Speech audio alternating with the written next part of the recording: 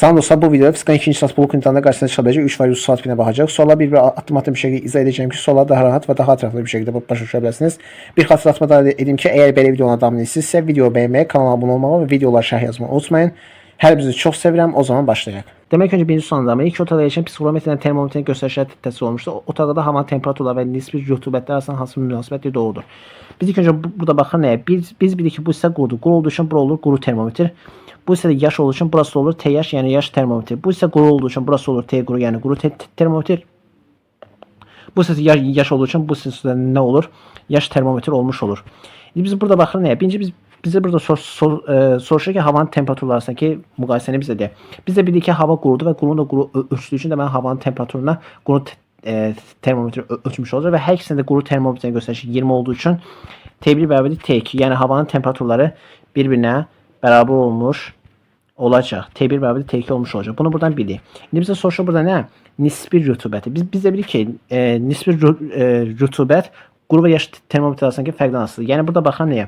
Quruda 20-də yaşda 17, 20-də 17 çıxdı, bu bizə verdi 3. Quruda 20, burada da 15, 20-də 15 çıxdı, bu bizə verdi 5.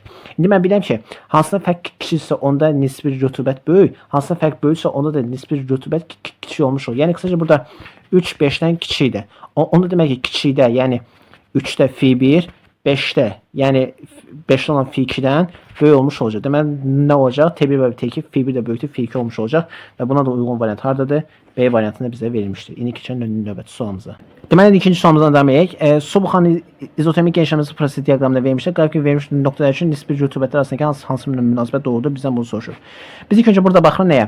1 və 2 nöqtələr bunlar eyni düz xəttin üzərində və bu düz xətt rho-na perpendikular. Perpendikular isə deməli rho1 bərabərdir rho2 olmuş olur. Bunu buradan bildik. Bu 1. İndi burada baxıram nəyə? 1 və 2 nöqtəni göstərən rho-nu gəlin işarəyə bir dənə rho1. Deməli 3 nöqtəsini göstərən rho-nu işarəyə rho3.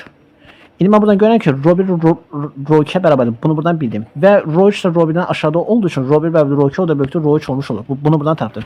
İndi gəlin buradan tapaq nisbi rütubət düzsünü. Fi bərabərdir rho bərabər rho0 vurulsun nə? 100%. Bunu olsa biz bilirik. Mən bilirəm ki, bizə soruşur burada nə? Havadakı su buxarı. Su buxarı soruşur. Mən də burada bilirəm ki, rho0 doymuş buxarın sıxılığıdır. Rho isə havadakı su buxarının sıxılığıdır. Deməli biz burada fi ilə rho arasında, yəni su buxarı arasında, yəni havadakı su buxarının sıxılığı arasında, yəni bu rho arasındakı biz burada mütənasibi tapmış olacaq və biz də bilirik ki, fi rho-la düz mütənasib asılıdır. Ona görə rho1 bərabərdir rho2, o da böyükdür rho3-sə və fi rho-la düz mütənasib asılıdırsa, onda fi1 də bərabərdir fi2-yə, o da böyükdür fi3 olmuş olacaq.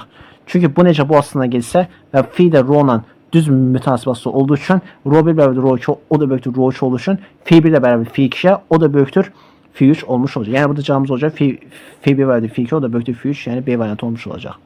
İndi keçən növbəti sualımıza. Son sualımıza 3-cü sualdan davam edək. 27 dərəcə Selsi temperaturun nisbi rütubəti 60% olarsa, havadakı su buxarının parçası təzyiqini paskallarda hesablayın. Biz ilk öncə gəlin belə bir düzsü yazaq. Fi bərabərdir, P bölü P0 düzsünü yazaq. Fi bərabərdir P bölü P0 olsun 100%. Biz burada P nədir? Havadakı su buxarının parçası təzyiqi, P0 nədir? Donmuş buxarının təzyiqi. İndi bizə burada soruşur nə? Su buxarı, yəni havadakı su buxarını bizdən soruşur. Havadakı su buxarının parçası təzyiqi biz bilirik ki, P-dir.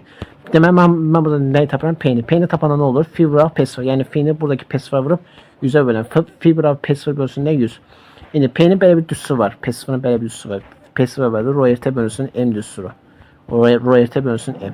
Həm bu düzsürü burada gəlib yerinə yazıram. Olur nə? Yəni ən yaxşısı burada yazır. P bərabərdir. Fi vuraq. Deməli, rho1 bölünsün M vurulsun nə? 100%. İndi buradan bir kəmətdə qoyum. Fi nə qədərdir? 60%. Vurulsun rho nə qədərdir? 3 rho 10-2. Vurulsun R nə qədərdir? 8. T nə qədərdir? 27 dərəcə Selsi, onu da Kelvin çevirən olur 300 Kelvin. Bölünsün. Deməli, M nə qədərdir? M, bir dənə M-ə baxaq, M-in qiymətini. Deməli, M 18 və 10-3 deməli, yeni yazım 18 və 10-3 deməli, yeni yazım 18 və 10-3. Vurulsun, bu da nə? 100. İndi buradan bir-bir hesablayaq. Deməli, burada nə olacaq? Deməli, baxın. Bu 10, bu da 10 üstü. Belə deyək də, bu 10 üstü -2-dən bunlar gedir. Qalır burada bir dənə 10. Bu ondan da bu 10 ixtisara gedir. Deməli, burada qalır nə? Deməli, bir dənə baxaq. 10-2 bunlar getdi ixtisara. Ondan da bu 10 getdi ixtisara. Bunu buradan bildik. Burada qısaca nə qalır? Deməli, 8 və 3. Deməli, burada qalır nə? Bir dənə təkrar hesablayaq. Deməli, 6 burada qalır. 3 burada qalır. 6 vurulsun 3. 8. Bir də burada bir dənə 3 qalmış oldu. Bunları burada hesabladıq. İndi burada qalır neçə? Burada qalır bir dənə 18. Buna bu bir dənə də bir-birinə aparıb. Burada nə qalır? 10 üstü mənfi 2. Deməli burada qalır 18 10 üstü mənfi 2. İndi bu 6 vuraq 3 bu 18. Bunu ekstra getdi. Qalır nə? 8 vur 24 bölünsün 10 üstü mənfi 2. Buna da hesablanan oldu. 24 vuraq. Bu 10 üstü mənfi 2 qalxır yuxarı olur nə? 10 üstü 2. Bizə də Pascal dediği üçün 24 vuraq 10 üstü 2. Bu da bizə verir 2400 Pascal vermiş olacaq. Deməli cavabımız nə olacaq? 2400 Pascal'a bərabər olmuş olacaq. Cavabımız olacaq 2400 Pascal.